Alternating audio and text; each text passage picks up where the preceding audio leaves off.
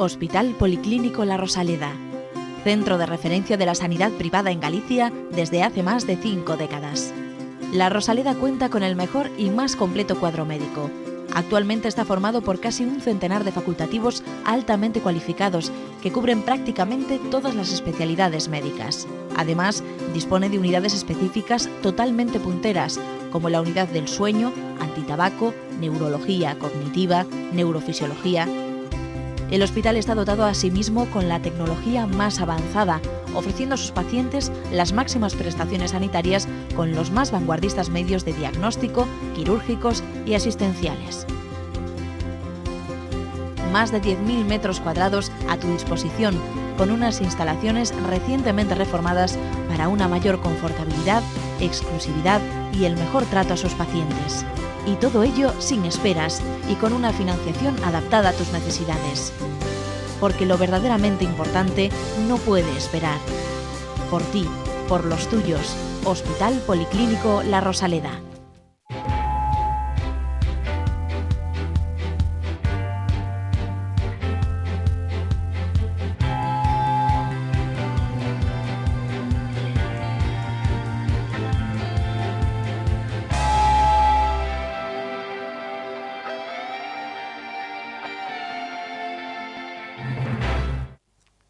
Hola, bienvenidos. Otra semana más en Correo TV para hablar de salud en Falando de Saúde.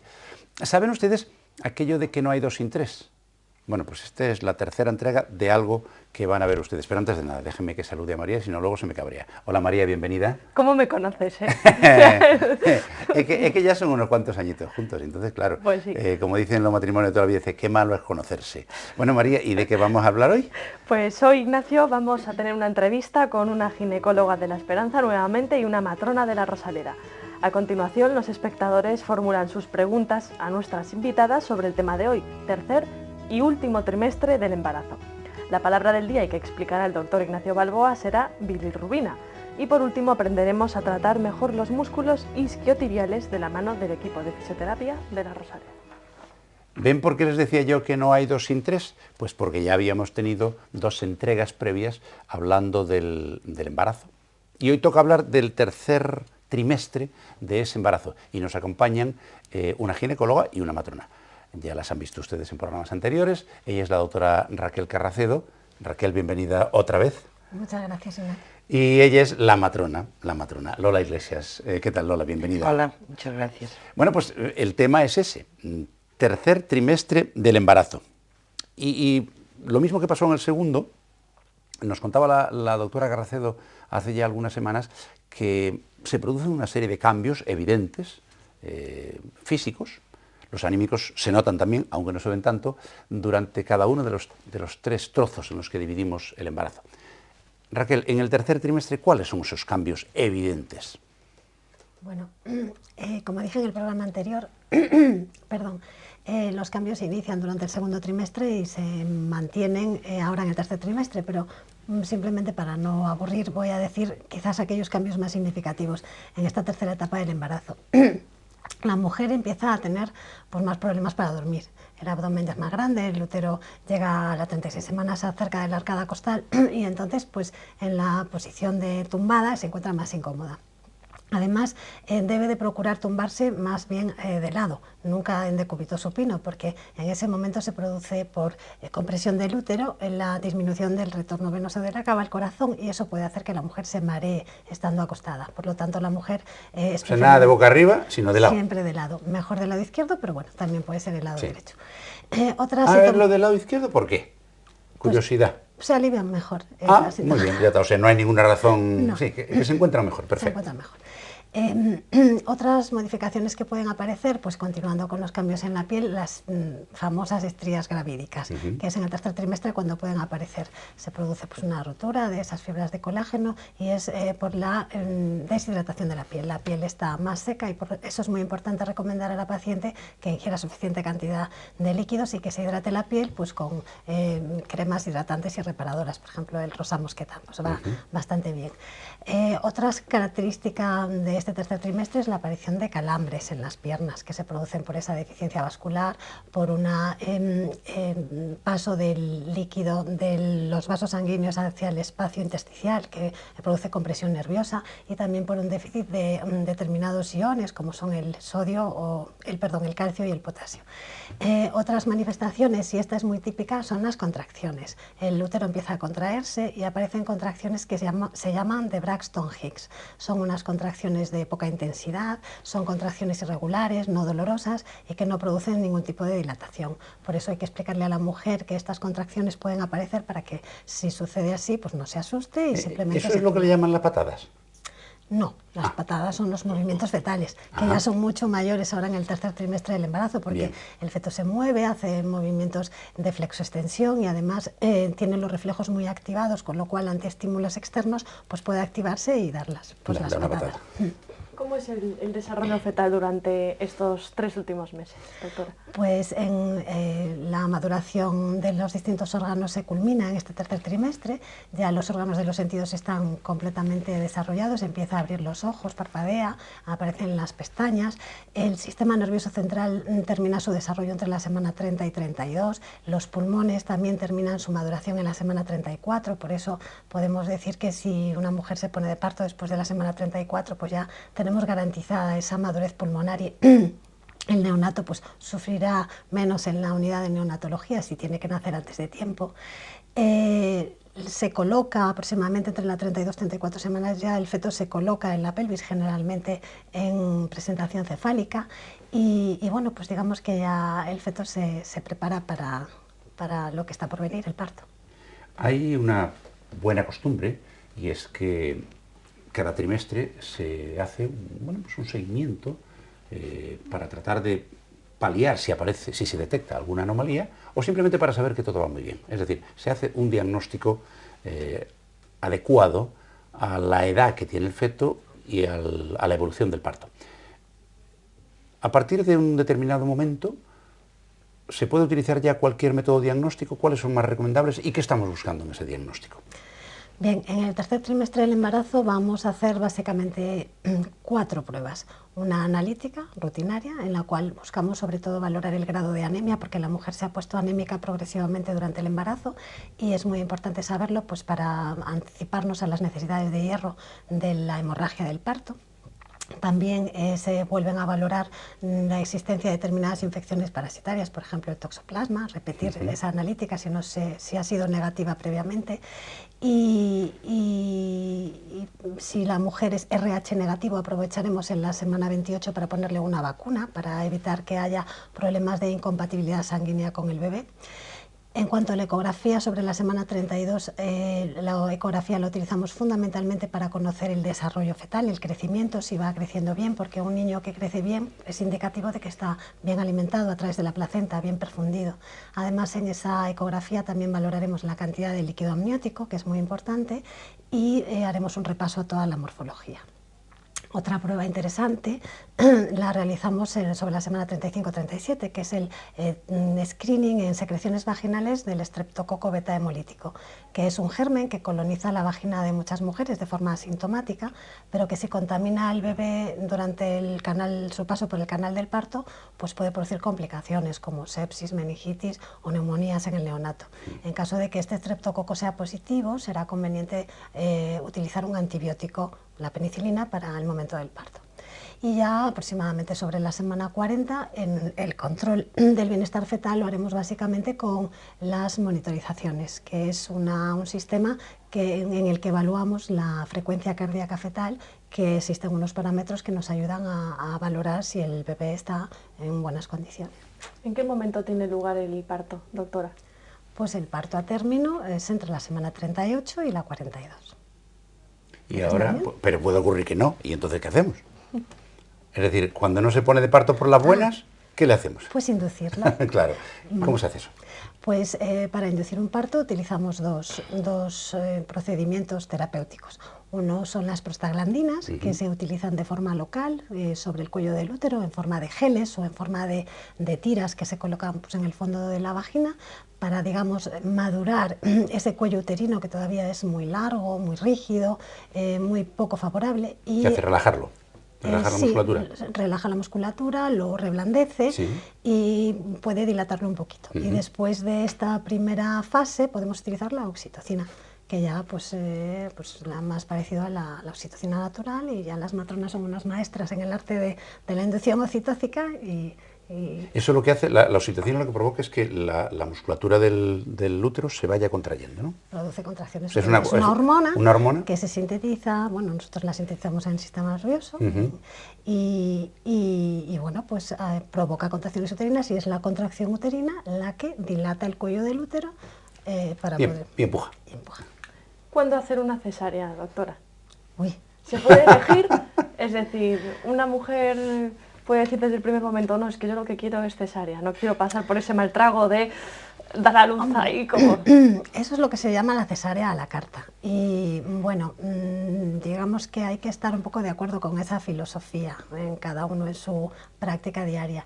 Nosotros, yo por lo menos en mi caso, trato de convencer a la paciente de que la mejor vía del parto, siempre que sea posible, sean las condiciones y no haya ninguna contraindicación, que el parto natural es el parto vaginal, y que por lo tanto la cesárea pues solamente hay que realizarla cuando esté indicada. Y bueno, si la mujer tiene algún miedo en ese sentido, le tiene miedo al parto y no a la cesárea, pues tratar de explicarle que una cesárea siempre es un procedimiento más complejo y potencialmente más peligroso que un parto en cuanto a sus complicaciones. Lo ideal, el parto vaginal.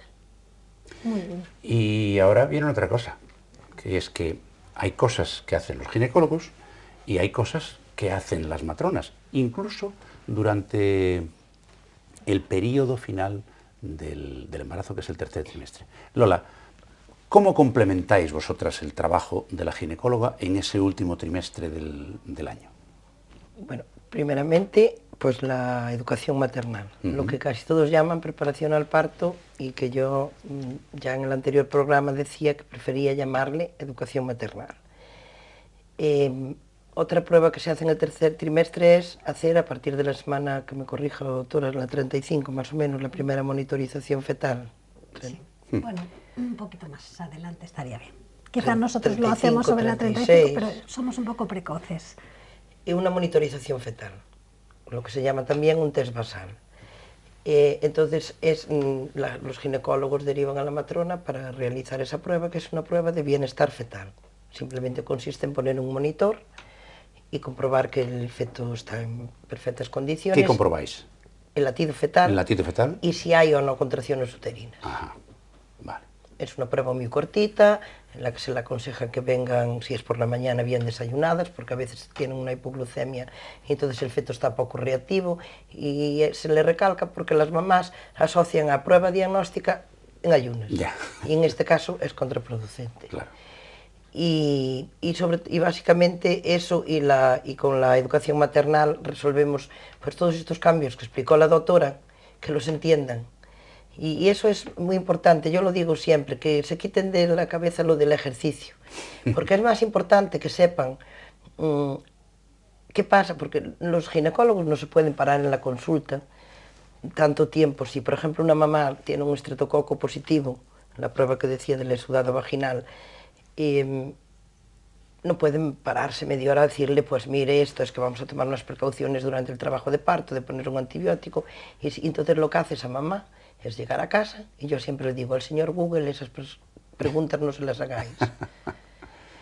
Entran en internet, ponen estreptococo, por encima con ese nombre, beta hemolítico, y le hemos liado. Tal, y bueno, le puede salir allí de todo. Y no es la primera mamá que vuelve a llamar llorando, es que mire esto y mi bebé puede tener un daño cerebral. Entonces, en la clase se le aclara todo eso. Como ya empiezan y aún hicieron esa monitorización fetal, entonces sí que lo saben, que tienen que ir desayunadas o tomar algo dulce antes de hacerse la monitorización fetal. Se le explica lo de si el estreptococo da positivo, que sí, que se van a tomar unas precauciones, pero en qué consisten. Y todas esas dudas que no tuvieron tiempo, no pudieron o no quisieron preguntar en la consulta del ginecólogo, las aclara la matrona. Permíteme una cosa al hilo de lo que decía Lola. Quería hacerles un pequeño comentario. Había un famoso escritor que todos ustedes conocerán, que se llama Mark Twain. Cuando él escribía no existía Google ni Internet, y decía que lo malo para los profanos de leer libros de medicina es que te puedes morir de una errata de imprenta. Sí. Con Internet pasa exactamente lo mismo. ¿A alguien se le ocurre ponerse a arreglar el coche siguiendo las instrucciones que puede encontrar en Internet? Una barbaridad, ¿verdad? Bueno, pues con el cuerpo hagan lo mismo. Pregunten a los que saben, que para eso están. Pues es así. Matrona, vamos a ver, ¿existe alguna, hablando de educación maternal, como usted la llama, ¿existe una educación maternal diferente si ya se sabe que ese parto va a ser mediante cesárea o es todo exactamente igual? ¿Se sigue el mismo procedimiento?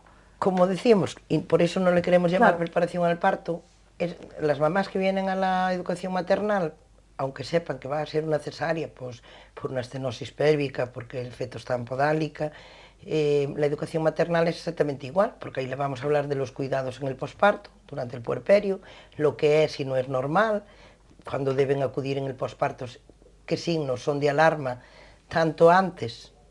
Imagínate que una mamá tiene una cesárea programada, tiene que saber qué signo es importante de que deba acudir antes del hospital, antes de ese día, porque no quita que pueda romper bolsa o que pueda empezar con contracciones regulares. Entonces, que sepa identificarlas. Entonces, para mí es exactamente igual, sea parto o cesárea. Los cuidados del recién nacido. Es que la educación maternal abarca muchos campos. Hay que quitar de la cabeza eso de preparación al parto. Porque claro, es que antiguamente había preparaciones al parto que simplemente eran preparación física y psicoprofiláctica. Entonces, no, para nosotros abarca mucho más. Abarca preparación al parto, preparación, cuidados del posparto, cuidados del recién nacido, e incluso burocracia, qué papeles en los que están muy perdidos, qué papeles tienen que realizar los padres, qué papeleo tienen que solventar después de nacer ese bebé, si ir al juzgado, si tienen que ir los dos, si puede ir uno solo, porque según si están casados o no están casados, pueden ir, tienen que ir, claro. Entonces, de todo eso los asesoramos, de la baja maternal. Lola, cuando una mujer embarazada y a término entra por la puerta de la Rosaleda, pues para dar a luz, ¿cuál es el procedimiento normal? ¿Cuál es la rutina? Un parto normal. Entra por la puerta y ¿qué ocurre? ¿Quién la recibe? ¿A dónde la llevan? ¿Qué hacen con ella? En principio entra por urgencias y la recibe la matrona. Por eso advertimos siempre a las mamás, porque puede ser que la matrona esté allí en ese momento, pero si no estamos localizadas, entonces siempre se le pide que llamen antes de salir de casa.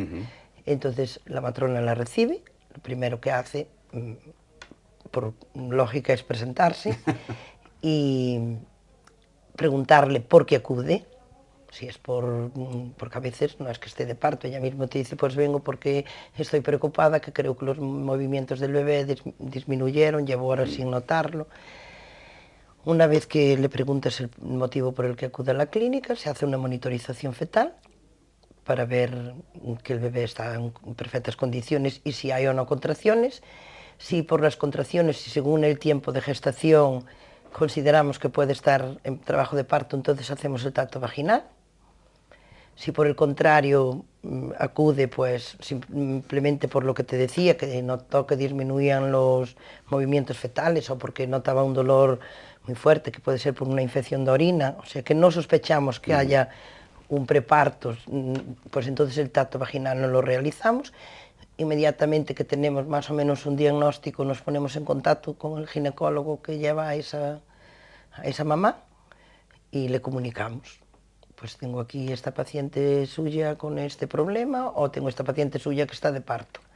Entonces, a partir de ahí, la comunicación entre la matrona y el ginecólogo ya es fluida, o a veces por teléfono, y ahora ya estamos muy modernizados, incluso por WhatsApp, pero que estamos constantemente en contacto.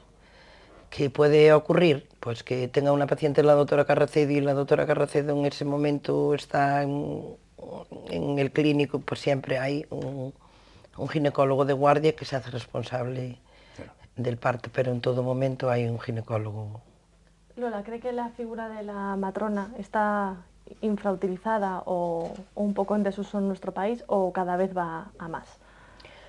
Yo creo que está muy valorada la matrona y que cada vez va a más. El hecho es de que en atención primaria el seguimiento de embarazo actualmente, si es de bajo riesgo, está supervisado por una matrona, siempre en contacto con el hospital de referencia, y desde luego en la Rosaleda nuestros ginecólogos nos valoran mucho, lo tengo que reconocer. Tienen plena confianza en sus matronas y que hay muy buena química. Eso es porque se lo merecen, porque trabajan bien y claro, pues esto como es un pueblecito, pues todo se sabe. Vale, María, ¿y de boca a boca. qué quieren saber nuestros televidentes? Pues tenemos ahí 3 preguntitas que hemos seleccionado.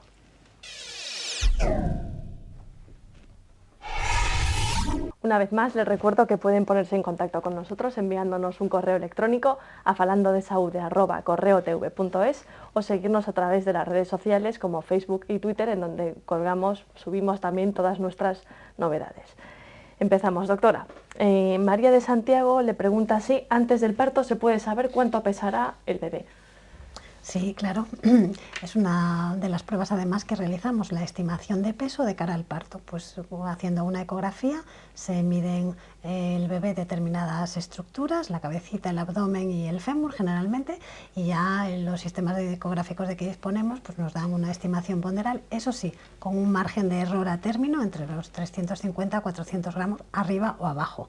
Luego también está el ojo clínico, que para mí es muy importante porque bueno, el mirar la altura uterina de la paciente y valorar de forma más clínica cuánto puede llegar a pesar el bebé junto con la ecografía nos da la mayoría de las veces el peso con el que va a nacer. Pilar de Ames dice, tengo la pelvis estrecha, ¿eso quiere decir que tendré más complicaciones en el momento del parto? ¿Quién quiere responder? ¿Quién? Bueno, la pelvis estrecha, la estenosis pélvica, en principio, pues sí, es una de las causas de que no se pueda llevar a cabo un parto por vía vaginal y que haya que practicar una cesárea. Es una incompatibilidad entre el tamaño del feto y las dimensiones pélvicas que hacen imposible que el bebé pueda atravesar el canal del parto. Siempre que esté bien diagnosticada. Bueno, por supuesto. Quiero decir que hay gente, partimos de la base. Lo digo porque hay gente que se cree que el hecho de estrechita ser de cadera. estrechita de cadera, no, sí. entonces si está diagnosticada de que tiene una pelvis estrecha ya se lo debieron de confirmar, pero que no tiene nada que ver que sea estrechita de cadera. Que El diagnóstico de la estenosis pélvica se puede hacer de forma clínica, valorando con un tacto vaginal la pelvis, como es bueno, las estructuras pélvicas. Nosotros ya tenemos unas referencias para el tacto vaginal y se puede hacer, aunque cada vez está más en desuso, una técnica que se llama radiopelvimetría, que es hacer una radiografía de la pelvis y valorar unos diámetros. Pero hoy en día ya esta técnica está dejando de realizarse y vamos más hacia el tacto vaginal. Ya por último, Amalia de Teo. Una vez que se empiezan a hacer ejercicios para fortalecer el suelo pélvico, ¿deben hacerse durante toda la vida? Sí, como todo ejercicio. como todo ejercicio, si se quiere tener Tono, claro. buen tono pélvico, sí, pero tampoco es una cosa en la que haya que estar insistiendo, tampoco son tanto tiempo al día. Hombre, la verdad es que los problemas de suelo pélvico igual ya los ven menos las matronas, nosotros ya los vemos más en la tercera edad, sí son frecuentes. El prolapso de útero, el prolapso de vejiga, las incontinencias de orina, muchas veces no solamente tienen una causa genética, es decir, cada uno tiene una tendencia a una debilidad mayor o menor del suelo pélvico, sino también está pues ese parto, el número de hijos que se haya tenido, lo que han pesado esos niños, los esfuerzos que haya tenido que hacer esa mujer para parir. Entonces, algunas mujeres, pues sí, sobre todo aquellas que puedan tener más predisposición. Tu madre ya tuvo un prolapso uterino, el parto, has tenido 2 niños, 3 de más de 4 kilos. Bueno, pues es una mujer que pueda tener factores de riesgo para un prolapso de útero el día de mañana. Hay que recomendarle que refuerce ese suelo pélvico con ejercicios. ¿Qué pasa? Que luego no somos constantes y no los vamos a hacer, No, y lo pero bueno es la lo recomendación también, hay que hacerla. El tratarlo a tiempo. Yo siempre digo que ahora las mamás, y por eso también es otra de las cosas que se le dice en la educación maternal, que eso que lo consulten ya después, porque hubo mucha gente que lleva así años y es que nunca se atrevió a decírselo ni al médico. Y además, yo pongo un ejemplo, las mamás se ríen en clase y le digo yo que la publicidad a veces sí que es buena, porque de repente vieron a Concha Velasco, divina de la muerte a su edad, diciendo, confesando en la televisión que tenía pérdidas de orina y que entonces que usaba una determinada marca de compresas, y como dijeron, pues entonces es que yo también puedo tenerlo, pues voy a confesar.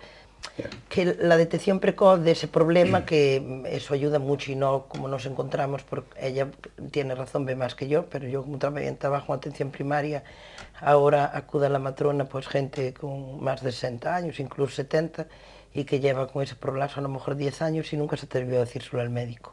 Entonces, entre estos programas Muchas gracias. Pues- Eso es lo que intentamos aquí. Eso es lo Claro. que intentamos aquí. María, ¿qué nos toca ahora? Pues tu examen semanal, a ver si te lo tienes preparado. A ver. Bueno.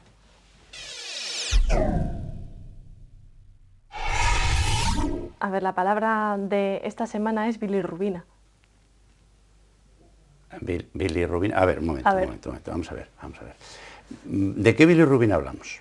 Porque hay una bilirrubina que se sube, como decía Juan Luis Sí. Guerra en una canción de los años 90. Exacto. ¿Hablamos de esa? Pues yo creo que sí, ¿no? ¿Así, ¿A ti te sube la bilirrubina, María? No te voy a responder a eso. Yo me pongo roja, pero no amarilla. En fin. Bueno, vamos a hablar en serio de la bilirrubina. La bilirrubina es un pigmento, es una molécula que da color. Se produce en el organismo y realmente lo que es una manera de eliminar una sustancia que se produce. Vamos a ver. Tenemos dentro de la sangre células y líquido. Bueno, pues dentro de las células hay unas que son los glóbulos rojos, que ya saben ustedes lo que hacen, que le dan color rojo a la sangre, porque llevan un pigmento que se llama hemoglobina, que es rico en hierro y tiene color rojo. Por eso tenemos la sangre de color rojo. Bueno, también hay una que dicen que es de color azul, pero eso se lo cuento otro día. Pues cuando los glóbulos rojos son unas moléculas, perdón, unas células que no tienen núcleo, por tanto, tienen una vida limitada, porque las células que viven más años necesitan tener un núcleo para que coordine todos los procesos que hacen que esa célula dure mucho. Bueno, pues los glóbulos rojos no tienen núcleo, por tanto, se mueren después de un determinado periodo de tiempo, habitualmente 120 días. ¿Qué ocurre con lo que llevan dentro? Pues que sale a la sangre. Y dentro de las cosas que salen a la sangre sale la hemoglobina. Entonces la hemoglobina la cogen unas células y se la llevan al hígado. Y en el hígado todo lo que venía del contenido de los glóbulos rojos se metaboliza, es decir, se recicla, porque nuestro organismo es muy apañadito para esas cosas. Solo tira para afuera lo que le sobra. Hay una parte que es lo que le daba, es una proteína, que es lo que le daba ese color. El hierro lo pasan para un lado, lo almacenan para volver a utilizarlo, para crear más glóbulos rojos en la médula ósea. Bueno, pues el resto pasa a convertirse en bilirrubina, y esa bilirrubina va a la bilis, que es por donde se elimina. Entonces, ¿cómo sabemos si estamos bien de bilirrubina? Bueno, pues como decía la doctora Carracedo antes, con una analítica normal, pues lo sabemos. Pero hay veces en que no le hacemos caso, no lo sabemos, y de pronto empezamos a ponernos amarillos, sobre todo en la esclerótica, en la zona del ojo blanquita, y nos ponemos bastante feos. ¿Por qué puede ocurrir eso? Primero, porque seguro que nos ha subido la bilirrubina, sin duda. ¿Y por qué puede subir la bilirrubina? Pues miren, porque se destruye más glóbulo rojo del que el hígado es capaz de arreglar, y en ese caso podemos tener un problema de sangre. El médico nos dirá lo que tenemos. Otro problema es que el hígado esté afectado. ¿Cuándo nos pasa eso a veces?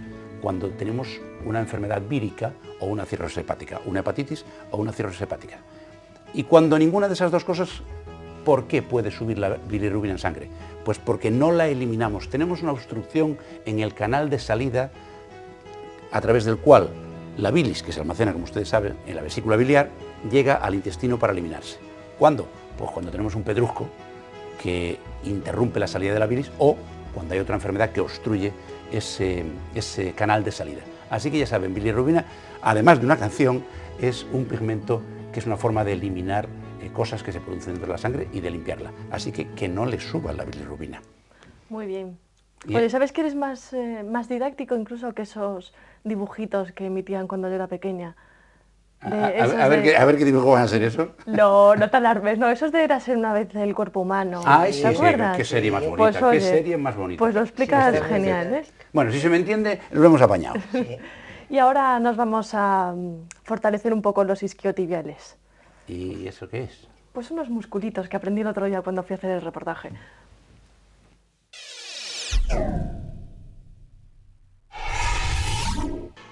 Vamos a imaginarnos un caso concreto en el que un paciente realizando una actividad deportiva nota una sensación de sobrecarga o de dolor o como que se sube la masa muscular en un momento determinado de la actividad deportiva.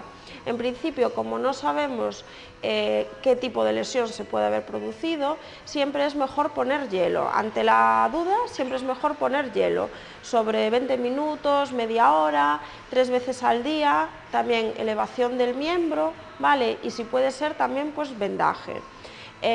Una vez, lo más aconsejable es acudir a un servicio de urgencias para comprobar que no ha habido ninguna lesión importante, y allí pautarán pues, un tratamiento médico determinado. Una vez que han pasado los días y que se ha descartado una lesión urgente, como puede ser una rotura de fibras o una lesión a nivel ligamentaria o capsular de la articulación, pero sin embargo el paciente sigue notando todavía cierta molestia o una molestia mínima, podemos pensar que es una sobrecarga de la musculatura. En este caso, lo que estaría ya bien hacer sería una tabla específica de estiramientos de los diferentes grupos musculares y una aplicación de calor suave. De esa forma intentaremos relajar la sobrecarga muscular y estirar el músculo. Con las dos piernas abiertas, intentar flexionar el tronco hacia adelante. Primero, hacia adelante. El paciente tiene que notar una tensión por la parte posterior del miembro inferior, ¿vale?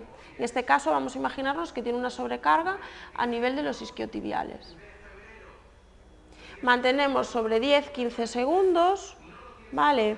Notaremos como la tensión va disminuyendo y podemos volver a buscar un poquito de tensión intentando estirar un poquito más. Y volvemos a mantener sobre 10-15 segundos. Y ese proceso lo volvemos a repetir aproximadamente unas 3 veces. Bien, luego esto ha sido un estiramiento bilateral, pero podemos hacerlo pues, más específico sobre un miembro. Entonces lo que vamos a hacer es intentar llevar este miembro, incluso meterle flexión del tobillo. De esa forma centraremos la tensión y el estiramiento en uno de los miembros solo. El proceso es el mismo, mantenemos sobre 10-15 segundos el estiramiento. Cuando notemos que la tensión va cediendo, volveremos a tirar un poquito para buscar más tensión, y este proceso lo repetimos aproximadamente 3 veces. Ya me he enterado de qué es eso de los isquiotibiales. Sí, a mí también me duelen a veces, así que más vale que me esté quietecito, que ya tengo una edad muy mala para esas cosas. Bueno, pues se nos acaba el tiempo una vez más. Espero que se lo hayan pasado bien con nosotros, que hayan aprendido mucho. Yo, desde luego, he aprendido un montón. Y empezamos con las despedidas, antes de despedirnos de ustedes, que son los últimos. Doctora Raquel Carracedo, muchísimas gracias. Gracias a vosotros, Ignacio. Lola, ¿qué te voy a decir? Ya sabes que esta es tu casa y que ya abusaremos de ti otra vez. Muchas gracias. Muchas gracias, un placer. A mi querida compañera, aparte de tomarme el pelo y de ponerme los aprietos que me pone, le tengo que despedir también, pero nada más que hasta la semana que viene. Hasta la semana que viene, María. Gracias por seguir contando conmigo. Y a ustedes, ¿qué decirles? Bueno, pues eso, que no seríamos nada sin ustedes, que no tendría sentido nuestro programa ni nuestro trabajo si ustedes no nos hicieran el honor de estar con nosotros semana tras semana, y por tanto los emplazamos hasta la semana que viene, si Dios quiere, y hasta entonces ya saben, mucha salud y mucha suerte.